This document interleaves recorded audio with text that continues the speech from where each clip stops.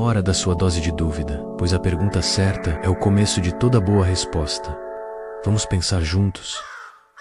Cansado da opinião alheia? Como a fortaleza de Sêneca pode ser sua armadura? Você já se viu paralisado, a mente em turbilhão, diante da crítica, aquele frio na espinha, a dúvida corroendo a autoconfiança, um olhar, uma palavra e de repente, a sua verdade parece desmoronar. A opinião alheia, como um buraco negro, suga nossa autoestima, nos aprisiona em expectativas e nos afasta da nossa essência. Mas o que aconteceria se eu te dissesse que existe uma saída? Que é possível construir uma fortaleza dentro de si, um espaço onde as palavras dos outros não encontram eco? A resposta está na filosofia estoica e nosso guia será Sêneca, um homem que, em meio aos jogos de poder e intrigas da Roma antiga, encontrou na serenidade a sua maior força. Sêneca, com sua sabedoria, nos ensina a distinguir o que podemos controlar do que não podemos e a focar as nossas energias naquilo que realmente importa, a nossa virtude, o nosso caráter, a nossa paz interior. Arthur Schopenhauer, em sua profunda análise da condição humana,